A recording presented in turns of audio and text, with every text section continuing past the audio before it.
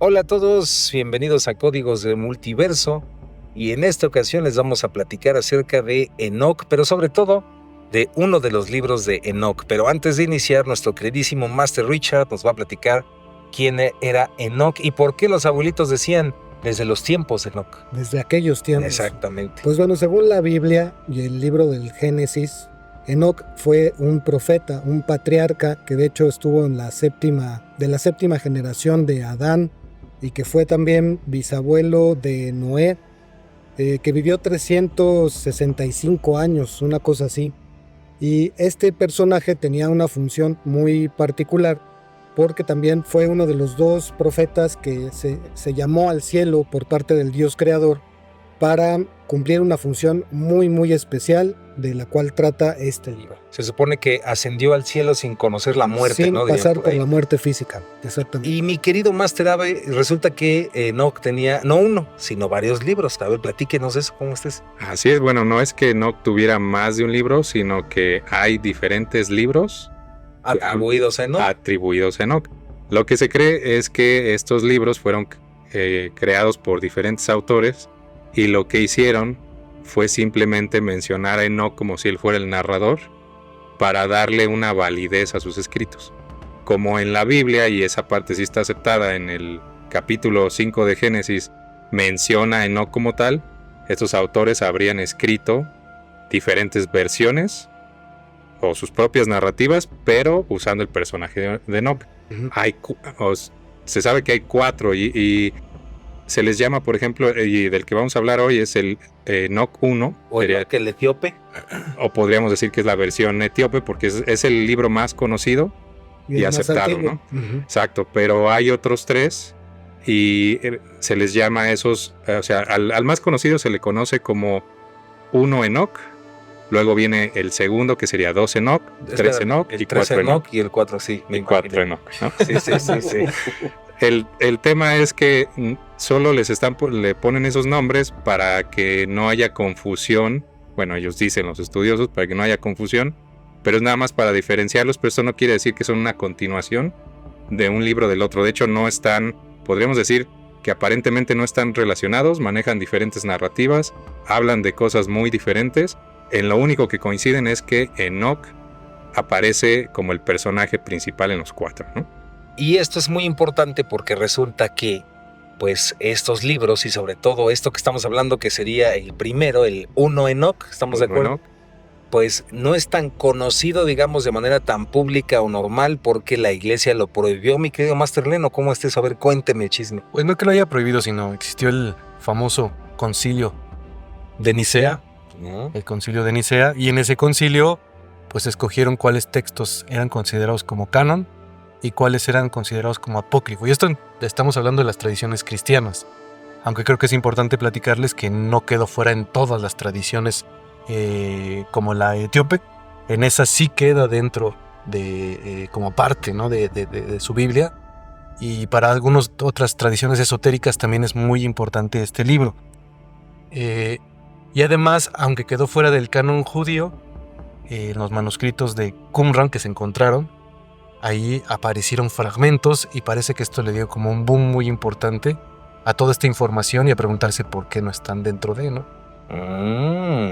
Pero entonces, digamos que es por esto que no aparece en la Biblia como tal. Sí, porque hicieron como una segmentación donde definieron cuáles eran los canon y cuáles eran apócrifos para esa tradición. Estamos hablando de las tradiciones cristianas, ¿no? Sí. Uh-huh. Okay. Y del judaísmo.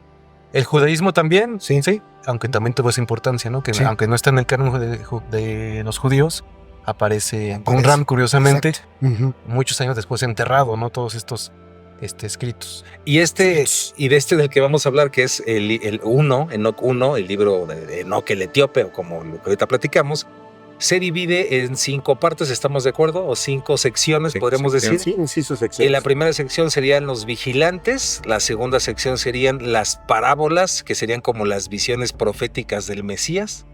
La tercera sección sería el cambio de las luminarias, ¿estamos de acuerdo? Sí.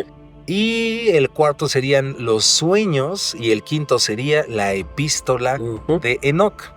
Ahora, ¿Por qué estamos haciendo este video? Porque dentro de este libro, pues aparecen conocimientos que podrían haber ayudado a la humanidad o nos podrían haber ayudado a una evolución diferente, pero al final vamos a llegar a esa parte. Ahorita, hablando de estas secciones o de estas 5 secciones, podríamos sacarle bastante, vamos a decir, bastante juguito. Dentro de esto está precisamente algo de lo más fuerte, que es una conspiración, ¿no? Y esta conspiración sería una conspiración, podríamos decir, alienígena, dimensional. Platíquenos de eso, mi querido Master Magia. A ver. Concuerdo con lo que estás diciendo, con lo que se ha dicho, porque en esta conspiración hay las dos vertientes que nos dieron una información muy valiosa que podría haber servido para que estuviéramos en la vida de una mejor manera, y esto lo hicieron los vigilantes, ¿no? Pero también se puede decir que era un conocimiento que aparentemente en esta conspiración las cúpulas de poder o en esos inicios de la humanidad no podían, ¿cómo se llama? Les iba a afectar, ¿no? Entonces, por ejemplo, la conspiración es una buena información.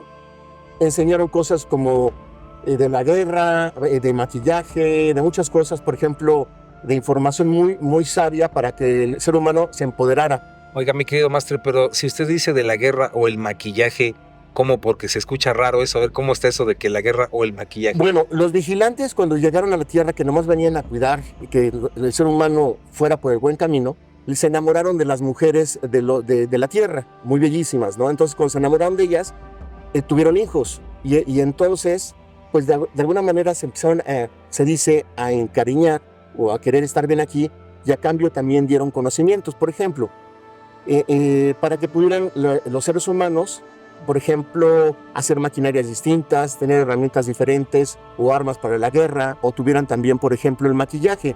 El maquillaje no es solamente para seducir y para conquistar, sino también para disfrazarse y engañar al enemigo. Es decir, pero uno de los conocimientos más fuertes fue todo lo esotérico, que yo creo que esa es la parte que vamos a ir viendo con todos ahorita. Lo esotérico fue lo que fue más satanizado o perseguido, de que ese conocimiento era malo. Y finalmente esotérico significa, o sea, realmente es algo de adentro, no tiene que ver nada con algo malo. O sea que prácticamente les enseñaron a las mujeres como a ser magas, ¿no? A ser magas, a los hombres a prosperar, a tener el empoderamiento, a llevar el poder hacia adentro. Y las cúpulas de poder, se dice que la conspiración fue convertir esto como en pecaminoso, que eran estos ángeles caídos, que había que combatirlos, cuando en realidad, pues no sabemos si realmente tenía razón en la historia que había que combatir a los ángeles caídos o realmente fueron los héroes, ¿no? Esa es la conspiración. Interesante cómo se llamaban los hijos que tuvieron esos vigilantes con los humanos. Los Nephilim. Esa es parte importante. Esa es parte importante. Porque eran grandotes, gigantotes. Y también quién sería el dios de esa historia de Enoch. Sí, Yahvé sería el dios. Y aquí hay algo interesante. En la conspiración se habla de un Yahvé que es real y de un Yahvé que pudo haber, o más bien uno que no era Yahvé y usó el nombre para imponer todas estas reglas y dogmas y de control en la población, ¿no? Para dejarlo claro y no piense la audiencia que decimos que el libro de Enoch menciona la conspiración como tal, sino más bien nosotros estamos mencionando unas de las tantas teorías que hay en las que ese dios sería pues un ser extraterrestre que estaría buscando el control. Ya habíamos hablado en el programa de Frey Sedo, ¿no? De estos dioses que quieren exprimir a la humanidad. Y de acuerdo a esta teoría, pues una teoría, ese dios estaría buscando mantener sometida a la humanidad, y por eso sería tan malo que los seres humanos aprendieran todas estas ciencias, ¿no? Por eso sería casi un pecado. Y gracias, Ave, por dejarlos así súper claro, porque ahí estaría esta parte en donde estaríamos hablando de los Anunnaki probablemente, o seres reptilianos, o todos estos seres, en teoría, que pudieran haber venido a darnos conocimiento o a controlarnos. Creo que eso es importante. Sí. O sea, como que el libro de Enoch ha dado para que muchas personas creen toda una mitología alrededor de esto. Podríamos decir que es como una de las raíces donde muchas conspiraciones extraterrestres han salido, ¿no? Ahora vamos por partes. Vamos por partes, como diría Jack el Destripador. Y entonces, mi querido Master Richard, a ver, la primera sección, que sería la de los vigilantes, ¿no? En esa sección podríamos decir que una de las enseñanzas secretas o una de las cosas que está ahí como sagradas, si nosotros nos ponemos a estudiar y analizar, podríamos decir que es el tener cuidado de no aceptar todos los textos o los mensajes de una manera tan literal y sí aprender a dudar y tener discernimiento por nosotros mismos, cómo usamos también el conocimiento que se nos da, ¿no?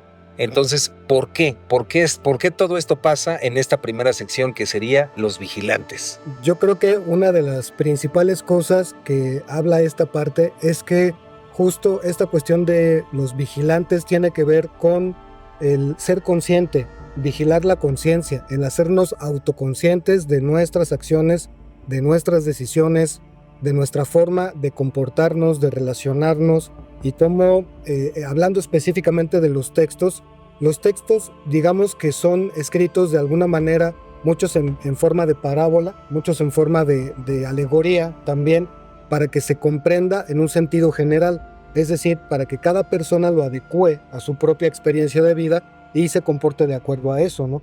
Esta sola habilidad es lo que le permite a cualquier persona que conecta con este conocimiento el poder tener una vida de rectitud, una vida con una buena conciencia, con una buena moral, no entendiendo como moral la cultura, sino como un aspecto de la conciencia, de darse cuenta de cómo uno está procediendo en la vida. Y esa sección específica que es los vigilantes habla de los Nefilim también. Los Nefilim, que los Nefilim eran estos gigantes que originalmente pues eran los hijos, ¿no? Los hijos que surgieron de los ángeles caídos, ¿no? de los ángeles caídos que tuvieron con las mujeres humanas y que desafortunadamente pues empezaron a devastar la tierra, empezaron en este afán de tener también su propio lugar en el mundo, empezaron a tener guerras contra los humanos, empezaron a hacer todo tipo de fechorías, e incluso llega una parte muy fea en la que ellos se empiezan a matar entre ellos mismos, ¿no? Ellos mismos empiezan a acabar con su propia especie porque carecen precisamente de todos estos valores. Que se supone, hablando de eso de que acaban con su propia especie, se supone que el mismo Dios, o esta deidad, manda al arcángel Gabriel a aniquilarlos, y una de las maneras de que se aniquilen es que genere lucha entre ellos mismos. Sí. Ahora, en la sección número 2, mi querido Masterlen, esa nos habla de el Mesías, ¿no? O esta idea del Hijo del Hombre, ¿no? Que sería mucho tiempo atrás, antes de Jesús el Cristo. ¿Qué nos podría platicar de eso y qué enseñanza podríamos sacarle de esto, ¿no? Pues como muchos libros, o sea, si lo vemos en lo que tiene que ver con la Biblia, siempre se habla de un Mesías y siempre está como la búsqueda de este personaje que viene a cambiar el mundo o la humanidad. Que es en realidad un mito más judío, ¿no? Viene desde las raíces judías. Sí, incluso podríamos hablar que viene desde otras también religiones, como la egipcia, también incluso llegan a hablar acerca de este Mesías que viene a hacer un cambio, ¿no? Y que siempre están esperando que llegue. Bueno, y de hecho, una de las cosas importantes de esta sección es que sería el primer escrito del que tenemos conocimiento que menciona al Mesías. Porque este libro 1 de Enoc se habría escrito se supone que está hecho en diferentes partes, pero la más nueva, la sección más nueva, se habría agregado como por ahí del 200 antes de Cristo. Exacto. Entonces estarían hablando del Mesías 200 años antes de Cristo, y esas partes vienen también en lo que se encontró en los manuscritos del Mar Muerto. O sea, ya estaban hablando de esto mucho antes de saber de Jesucristo, ¿no? Que es como el elegido, ¿no? El Hijo del Hombre. Sí, aunque hay versiones. Hay versiones que dicen que se refiere a Jesucristo, y hay otras versiones que dicen que se refiere al mismo Enoc, que el mismo Enoc sería el Hijo del Hombre, ¿no? El elegido. Y curiosamente, pues sí tiene todo un viaje, ¿no? De hecho, Enoc tiene este viaje que le llamamos el viaje del héroe, ¿no? Donde tiene todo un proceso, es elegido y es llevado al cielo, donde le muestran todo esto. Y creo que una parte importante es que, si lo vemos, es una persona que, lo podemos leer de múltiples maneras, ¿no? Pero si lo vemos como parte de la conciencia, es una persona que, a diferencia de los demás, tuvo un nivel de conciencia que le permitió observar este mundo con otra visión diferente. Y eso le permitió, a lo mejor, no haber pasado todo el proceso que tuvieron los gigantes, todo el proceso que tuvieron los Nefilim, ¿no? Y esta destrucción de la humanidad, verla a lo mejor como un proceso de cambio, no tanto como de destrucción, ¿no? Y eso creo que es importante cuando se habla de este tipo de temas, ¿no? De un Mesías que puede incluso podemos verlo a diferentes planos, pero un plano podría ser simplemente una modificación en el universo, algo que está sucediendo, un cambio, y el Mesías es el nuevo, lo que surge de esa modificación, ¿no? Sí. Podríamos estar hablando de eso. Y se dice que de esta segunda sección la enseñanza podría ser el mantenerse firme en tus creencias, Que eso es lo que hace Enoch, ¿no? siendo una luz en la oscuridad. Ajá. Claro, ¿qué es lo que sucede con Enoch? O sea, independientemente del caos que estaba viendo, él tuvo la capacidad de permitir ir a otros planos superiores para desde ahí tener enseñanza, ¿no? Aprender muchas cosas que se le van enseñando durante todo este viaje y permitirle ser como, no se dice que es Mesías, o como dice Master Aben, algunas personas piensan que sí, pero por lo menos tener un conocimiento diferente a todo lo que estaba sucediendo en ese momento, ¿no? Coincido totalmente. Y la tercera sección, mis queridos masters, esta tercera sección correspondería a algo que se conoce como el camino o el cambio de las luminarias. Es correcto. Y ahí podríamos decir que la enseñanza secreta se dice que es confiar en la intuición, es confiar en los procesos y conectar con los ciclos y los ritmos naturales del cosmos. Por eso no hay mejor para explicar esto en esa sección que me quedo Master Magia. A ver, platícanos. Es que justo como lo han dicho, y lo tomo de donde lo dejaste también, Len y Ivanovich, a Enoch lo llevaron a los cielos, pero a los 7 cielos. Y desde ahí pudo tener esa perspectiva amplia. Me gustó mucho cómo lo dijiste, ¿no? De alguna manera no tenía que ser de destrucción. Entonces, sino de ver lo que iba a pasar o de ver cómo estaba conformado los 7 cielos, que de ahí se basaba todo esto, ¿no? Bueno, lo que nos habla esa parte de las luminarias, de estas estrellas, de estos planetas, era qué era lo que regía realmente al pueblo. A todos ellos, esta información era sagrada que tiene que ver con la astrología.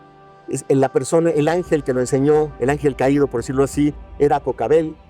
Y entonces él lo que enseñó fue los ciclos, no solamente de los astros, ¿no? Como los conocemos, Mercurio, Venus, todo eso, sino los ciclos de la naturaleza, que era también cuando se siembra, cuándo es más auspicioso para una batalla, cuándo son los momentos del amor, etc. Entonces nos enseñó la importancia de comprender a los astros, que eran comprendidos como seres arriba de los humanos, y que al conocer, digamos, los designios o las estrategias que tenían las energías. Las energías, etcétera. Y aquí había algo muy importante. Estas energías tenían un comportamiento que siempre era igual. Eso fue algo que le dio como una estabilidad, de que los dioses de alguna manera le decían que los ciclos de Mercurio, de Venus, iban a ser siempre los mismos, ¿no? Entonces creo que esta tercera parte, ese inciso, ahorita Master Ivanovich, es muy importante. Desde ahí y hasta la fecha, en todo vemos ciclos. Como muchas veces lo dice Master Len, ¿no? Tenemos un momento en que aprendemos algo, luego lo ponemos en práctica, luego tiene experiencia en el campo, en lo que se escribía, etc. Y lo mismo ha pasado con el libro de Enoch. También ha tenido sus ciclos, ¿no? Pues es bastante como entender la ley del ritmo, de que todas las cosas tienen un proceso y un momento para ocurrir. Le das claro como siempre, Richard, Master Richard, ¿por qué? Porque de alguna manera las 7 leyes ahí están, ¿no? El ritmo, polaridad, consecuencia, etcétera, ¿no? Correspondencia. Causa y efecto. Y el que el ser humano, a través de los ángeles caídos, aprendieran a hacer uso de ellas, digamos, a leerlas y a interpretarlas, pues era algo muy bueno. Por eso, si me voy así rapidísimo, siempre se ha hecho como si fuera satánica la astrología o ese conocimiento, porque nos haría libres y no dependeríamos de otros. Ok, Lo que sí es, que ahí hacer la aclaración que, por ejemplo, de la información que llega a dar en esa sección, llega a ser un poco acertada, y volvemos a lo mismo. Estamos hablando que lo escribieron 200 años antes de Cristo, y habla, por ejemplo, de que el año se divide en 4 estaciones. Exacto. Pero esas estaciones, dice el libro, que están compuestas de 13 semanas cada una. Sí. Lo cual al final termina sumando 364 días. Es correcto. Podríamos decir, por un día se quedaron cortos de la precisión que tenemos ahora de 365 días. Y por eso que hayas dicho eso, a lo que quiero llegar es que esos 364 días, si hoy se toma así el ciclo solar, no termina siendo exacto, sino que termina desfasándose. O sea, en más o menos 25 años, cada estación ya estaría desfasada al menos un mes. Claro. Entonces, a pesar de que decimos que se acercaron mucho, no podemos decir tampoco, porque hay quien sí lo dice, que ya era una precisión matemática tremenda, porque no, la verdad es que los mayas se acercaron mucho más que lo que viene en el libro de Enoch. Y te agradezco eso porque justamente ahí hay un punto importante. Entre los ciclos, uno que era muy sólido era el de la luna, que se medían 13 lunas, ¿no? Entonces, de eso se basan después otras tradiciones y otras culturas, civilizaciones en esa información. Entonces, gracias por recordarme lo de las estaciones, inclusive el mismo día, etcétera, ¿no? Entonces decían que cada uno estaba regido por una, como tú dijiste, una energía. Sí, y aquí es donde viene el asunto, ¿no? Que para muchas personas, antes de adentrarnos a la cuarta, ¿sería la cuarta sección, Masters? Antes de adentrarnos a la cuarta sección, es importante también decir esto. Entender que para algunas personas, ¿no? Desde hace mucho tiempo, libros como la Biblia es la Biblia, ¿no? O sea, es la Biblia. Escrita en piedra, ¿no? Exacto. Es el instructivo de la vida. Exacto, o sea, Dios casi lo escribió, ¿no? Y la mayoría de la gente pues no se preocupa por investigar pues de dónde surgió, quién le escribió realmente, cuál es su historia. De la misma manera, podríamos decir que estos libros como el libro de Enoch, pues tampoco se quita esta parte de que hayan sido creados por inspiración divina, como lo explicaba, por ejemplo, alguna vez William Blake, ¿no? Cuando escribió Las bodas entre el cielo y el infierno y decía que pues en realidad era poesía, ¿no? O conocimiento del alma, que era expresado, pero que con el tiempo la religión lo convirtió en algo literal, y de esta manera, pues caímos todos en la superstición, en el engaño. Eso puede ser. Pero también existe esta otra versión, que es los alienígenas ancestrales, conocimientos ocultos que pasaron de extraterrestres a la Tierra, donde entraría toda esta narrativa de Jehová contra Yahvé y los Elohim y todo esto. Pero bueno, después de este paréntesis súper loco, digamos que el cuarto es el libro la sección de los sueños, mi queridísimo Master Abe. Y en esta parte podríamos decir que, o se dice, que nos ayuda a confiar en la intuición y en el poder que tienen nuestros sueños para ayudarnos en la vida ordinaria, Master Abe. Pero a ver, platíquenos. Sí, yo aquí lo que veo es que este ejercicio que estamos haciendo es darle un valor simbólico, ¿no? al libro. Entonces, ese libro o esa sección de los sueños habla como de los sueños, y si lo lees, es muy específico en cuanto es como si estuviera hablando del pueblo de Dios, ¿no? Que sería el hebreo en este sentido. Pero ya cuando lo vemos simbólico, pues se podría estar refiriendo a todos nosotros. Y si lo vemos así, pues en efecto, esta sección lo que estaría dando o nos estaría empoderando en esta parte que menciona Master Iván, de un poder no solo del físico, sino el de la intuición, del poder invisible. Del poder onírico. Del poder onírico, ¿no? Entonces, si lo pensamos así, cuando nosotros empezamos a considerar este poder, es más, yo, en mi caso personal, yo no recuerdo haber considerado este poder mientras estuve bajo el dogma de una religión. Y yo pasé por varias religiones y no recuerdo haber considerado esto hasta que empecé a librarme de eso.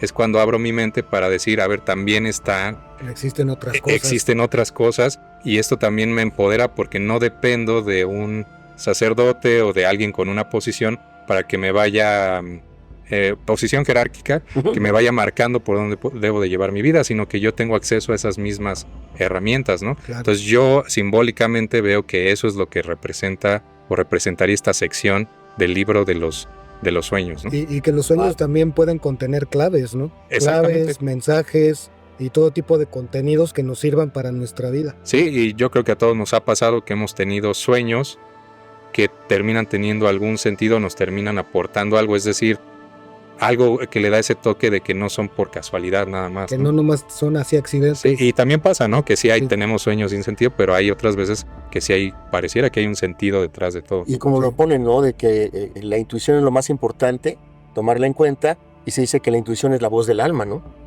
Sí, coincido. No del Ahora, alma. Es muy vasto esto que estamos hablando, porque en el mundo de los sueños, igual rápidamente, a ver qué opina aquí mi querido Master Len, que anda muy silencioso. Yo no estoy escuchando. Pero es, por ejemplo, antes de entrar a la quinta parte, que sería la epístola de Enoch, pues sí decirles que también, por ejemplo, hay sueños que son premonitorios, ¿no? Es decir, tienes un sueño donde ves algo que pasa y a la mera hora sí sucede. También existen sueños que son muy simbólicos, y también creo, esto es a modo personal, que todos los sueños es el subconsciente que se está comunicando contigo. Pero también existen personas que creen que los sueños pueden ser significados muy específicos, ¿no? ¿Muy literales? Entonces, si sueño, por ejemplo, que estoy agarrando, iba a decir algo terrible, pero es que es un ejemplo, pero, por ejemplo, si estoy en agua, ¿no? Estoy en una tormenta, es que forzosamente es que van a venir cambios en mi vida. Emociones. Entonces, al final, pues cada uno tiene que decidir qué es lo que más le funciona o le sirve. Para mí, en modo personal, los sueños son muy individuales, son personales y la interpretación debe ser personal, Claro. pero aún así existen libros donde pues se quiere decir los significados de los sueños como si fuera... Sí, a rajatabla, ¿no? Exacto. Los que dicen Un que diccionario ¿qué de significa sueños, ¿no? soñar Sí, pero- con arañas, con Exacto, ratones, exacto. y así. De eso no trata esto que estamos hablando del libro de Enoch, de la parte de los sueños, ¿no? ¿no? No. No, pues ya. No, Órale. no es así de que, bueno. Entonces, en la quinta parte estamos hablando de la epístola de Enoch, y en esta quinta parte podríamos decir que es ya casi como el apocalipsis, el fin de los tiempos, todo lo que va a suceder, pero De hecho, Les- así se le conoce, ¿no? Las Sí. semanas del apocalipsis. las semanas del apocalipsis, pero realmente, si lo vemos de una manera simbólica, podríamos también entender que nos está enseñando cómo toda causa pues tiene efectos, ¿no? Y que si cosechamos y hacemos cosas buenas, pues es lo que vamos a vivir.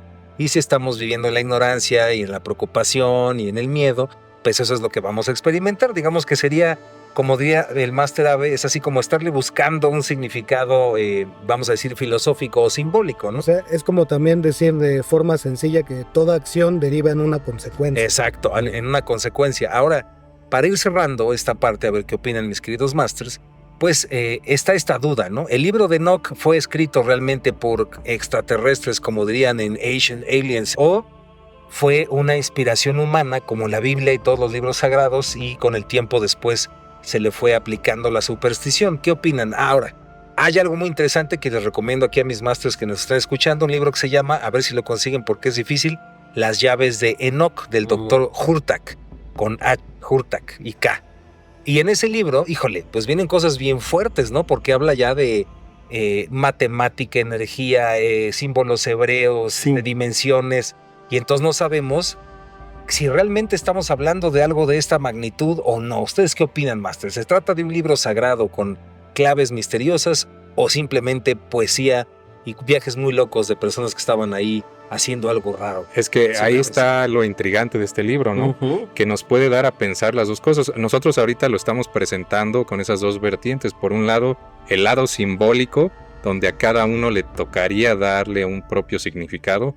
Desde esa perspectiva yo diría que inclusive cada uno de nosotros podríamos ser el hijo del hombre, ¿no? Así es. El Mesías para nuestra propia vida y nuestro Eso propio ¿Es la despertar. blasfemia? ¿Te das cuenta de la blasfemia, Ricardo?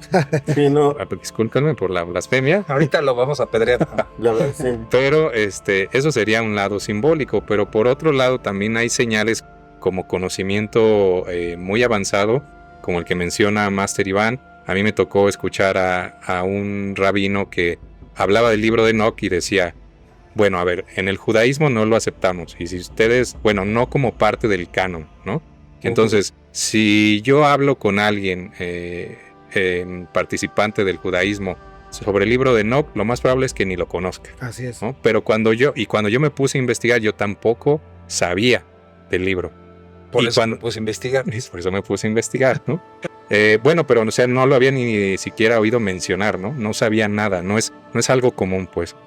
Y cuando se pone a investigar, él creía que iba a llegar a un punto en el que pues simplemente iba a tener que decir que el libro no tenía ninguna relevancia, que seguramente solo era una obra de ficción de alguien, ¿no? Exacto. Pero en una de esas se encuentra con las palabras de un sabio de la religión judía que decía algo así como: lamento mucho que ese libro no se haya apreciado como se tenía que apreciar cuando debía ser, porque ahora hay otros grupos que sí decidieron Tomarlo en entenderlo serio. y ahora ellos están aprovechando esos beneficios. Así es. Justo, tal. Entonces eso, viniendo de alguien que está como tan estudiado, ¿no?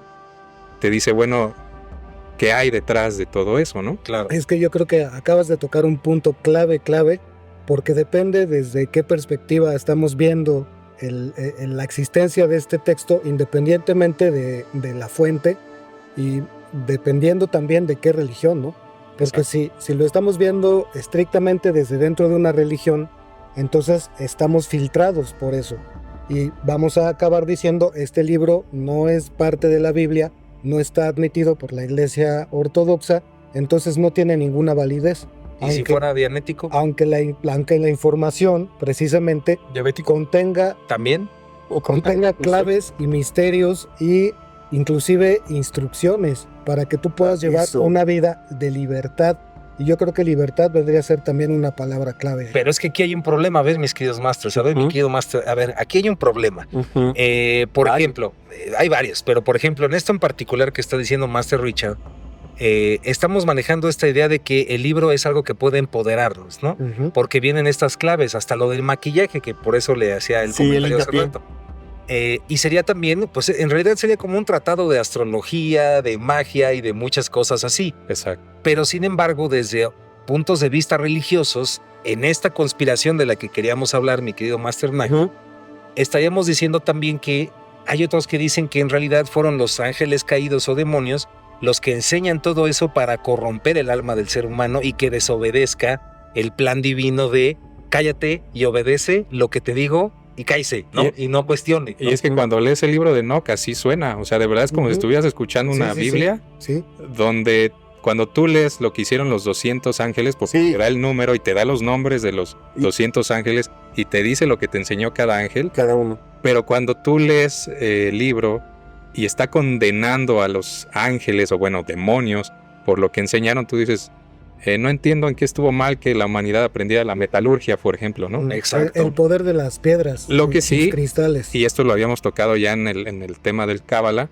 es si abre el tema del conocimiento del bien y del mal. O sea, lo que se da a entender es que por ese conocimiento que adquirieron los hijos de los hombres, empezaron ellos mismos a ser violentos, a querer controlar, a muchas cosas, ¿no? Y lo podemos ver hoy en día, por ejemplo, con el consumismo, ¿no? Claro. Cuando tenemos como un menú de muchas cosas a las que podemos tener alcance, como que algo en nuestra naturaleza nos hace perder el control al grado de lo absurdo, ¿no? Ahora, es como para qué estás usando el poder. Exactamente.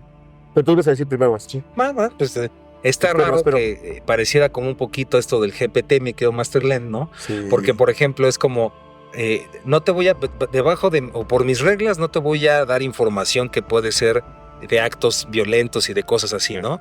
Pero sí le puedes decir, en el caso hipotético de que una persona, ¿no? Entonces, de la misma manera es como, darle la vuelta. O sea, todo esto es cosas que los ángeles caídos o los demonios pusieron en la tierra para corromperlos, pero fíjate que ahí te va, el mundo se divide en 7 cielos, entonces, o sea, ¿lo están prohibiendo o lo están promoviendo o cómo está eso? Bueno, y es que cuando yo escuché al estudioso, no estoy seguro si es rabino o no, pero es un estudioso del judaísmo, él lo que decía es, a ver, los sabios decidieron no incluirlo porque ellos veían, y así lo dijo, porque ellos veían y en su sabiduría entendían que la Biblia iba a tener una gran influencia en el mundo.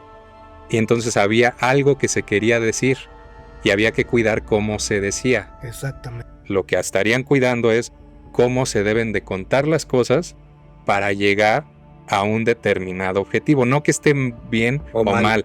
Está bien o mal, depende para qué plan. Depende cómo estás usando el código del lenguaje. Exactamente.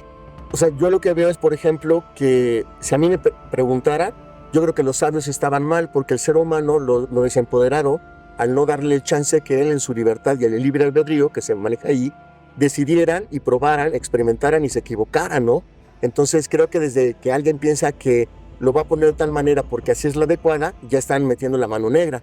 Y por lo que preguntabas, Master, de lo que decías de esto, bueno, la tecnología, yo pienso que son, por ejemplo, todo esto, el libro de Enoch, una tecnología, y que muchas veces tú me has enseñado que le llamamos magia a una tecnología que todavía no conocemos. Entonces creo que fueron la raíz, o sea, cuando nació lo místico, lo metafísico, lo esotérico en el mundo, y que de alguna manera eso es lo que siempre nos va a llevar a nosotros mismos, a saber que tú, bueno, esa es mi teoría, ¿verdad? Que el libro de Enoch pertenece a una tecnología superior, yo sí considero, por lo que preguntabas, a extraterrestres, y que de alguna manera, como siempre, como en las dos versiones de los Anunnaki, vamos a ponerle así, había quienes querían apoyar a la humanidad y había quienes no, como siempre. Entonces, pero Lenin está encallado. por eso, pero entonces tendríamos que Escuchando, ponernos escuchando. gorritos de aluminio, ¿me querido Masterland? Pues nada. Bueno, ya, Es que menos- también va a depender lo que quieras ver en esto, ¿no? Incluso yo podría decir, para mí representaría no más que la historia de la humanidad.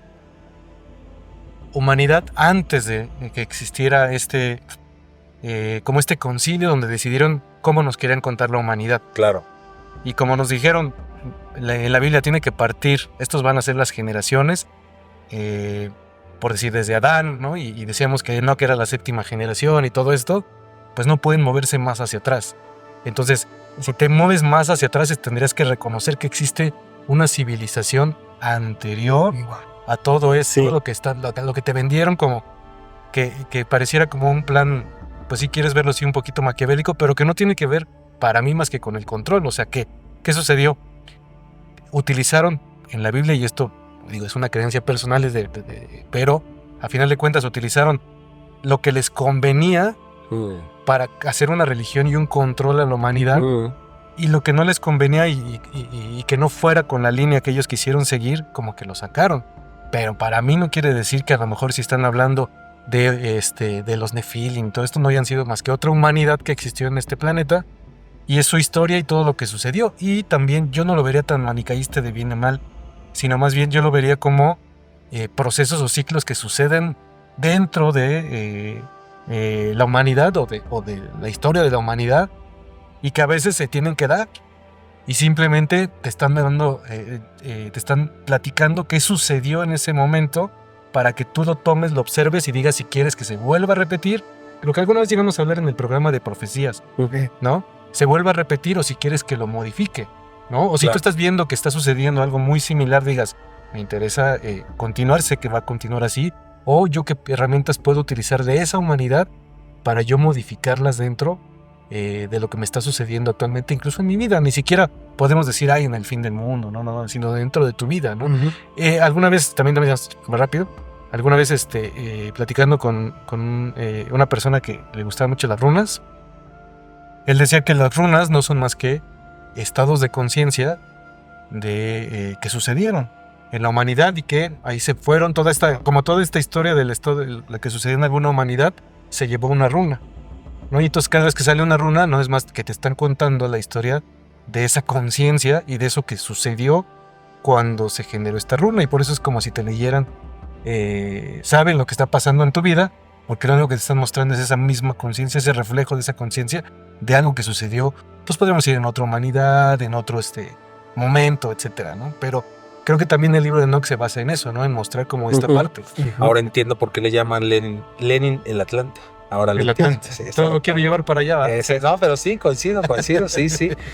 ¿Algo que quieran agregar antes de cerrar, mis queridos compañeros? Un indicio que también a mí me hizo pensar si el libro finalmente contiene claves para que nosotros pudiéramos aprovecharlo como le queramos decir, la creación de nuestra realidad, ¿no? Aterrizar nuestra realidad como sea, es que John Dee se basó en esta versión, en este libro 1, Para el lenguaje enoquiano. Claro, No, la magia bestia. enoquiana. Pero qué burro estoy, claro. Por eso es el lenguaje enoquiano. exacto, Dios mío, y es sí. la invocación de ángeles, Fíjate. ¿no? Entonces, eso me hace pensar, ¿no? Me hace pensar. Hace de pensar, de Me hace. por ahí. Cállate los ojos, a ver. Pues me puedo callar los ojos rapidísimo y abrir la boca. No, le dije, a ver, usted puede ok, hacer lo que va. quiera, sí. Fíjate, precisamente con lo que estaban diciendo. Sí, nos enseñaban muchas cosas, nos ponían en orden, lo que tú quieras.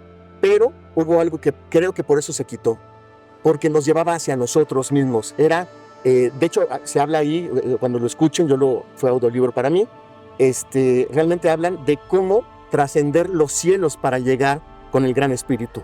O sea, realmente ahí vienen claves esotéricas para hacer eso, no solamente para vivir en la tierra, ¿no? Yo diría, mi querido Master, que para cerrar este tema, Ajá. invitar a la gente a que lean el libro de Enoch y revisen si todo esto que usted está diciendo y lo que hemos dicho es cierto. Es O estamos ciertísimo, inventando ciertísimo. unas Es cosas. palabra, es dogma, yo vengo de parte de Yaré. Completamente de acuerdo.